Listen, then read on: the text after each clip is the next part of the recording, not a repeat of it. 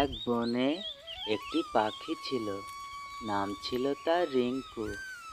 আপন বলতে কেউই ছিল না তার। তাই সে একদিন একটি গাছের ডালে বসেছিল আর বলছিল, হায় ভগবান, এই দুনিয়ায় আপন বলতে কেউই নেই আমার। মা বাবা ভাই বোন কেউই নেই। তাই বলে সে কান্না শুরু করে দিল। অন্যদিকে আরেকটি পাখি এসে তাকে জিজ্ঞাসা করল, কি হয়েছে তোমার? তুমি কাঁদছো কেন?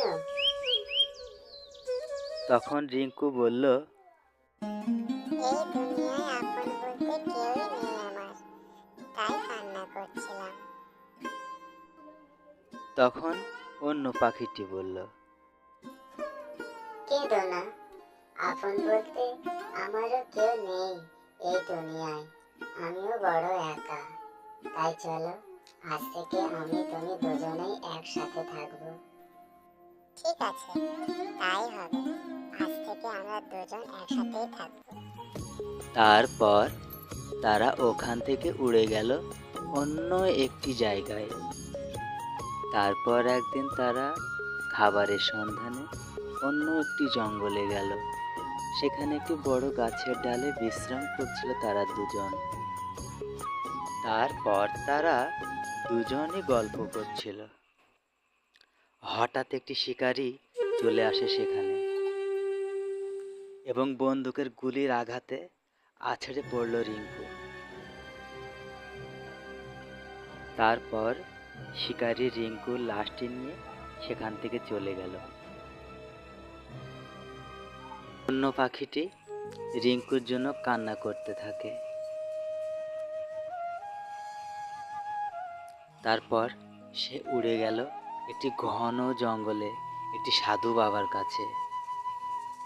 সেখানে গেল এবং গিয়ে তার মনের কথা সব সাধু বাবাকে খুলে বলল।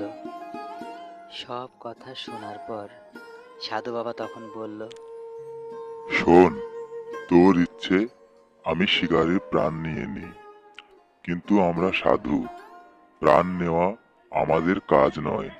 আমাদের কাজ প্রাণ বাঁচানোর। এই তাবিজটি নিয়ে যা এবং শিকারীর গলায় পরিয়ে দে। শিকারী আর কোনোদিন কোনো প্রাণ নষ্ট করবে না। তারপর পাখিটি তাবিজটি নিয়ে ওখান থেকে চলে গেল।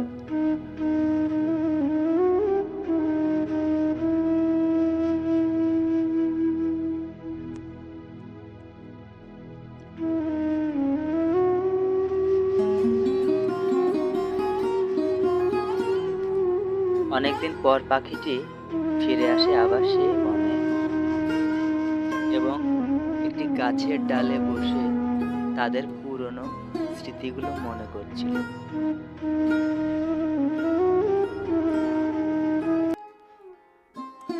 এবং হঠাৎ শিকারী চলে আসে সেখানে এবং একটি গাছের গুঁড়ির ওপর বসে বিশ্রাম করছিল।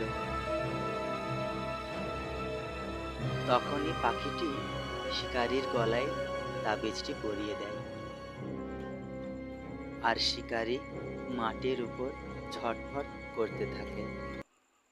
কিছুক্ষণ পর শিকারী আবার উঠে দাঁড়ালো এবং পাখিটি তাকে বলল, তোমার গলায় তাবিজটি আমি পরিয়েছি, কারণ তুমি আর কোনোদিন কোনো পশু পাখির প্রাণ হত্যা করবে না, কারণ আমাদেরও বেঁচে থাকার অধিকার আছে। তাই বলে শিকারী মাথা হেঁট করে বলল, আমার ভুল হয়ে গেছে। আমি আর কোনোদিন কোনো প্রাণীর প্রাণ হত্যা করব না। তারপর পাখিটি খুশি এবং সাথী হারানোর দুঃখী মনে সেখান থেকে চলে যায়।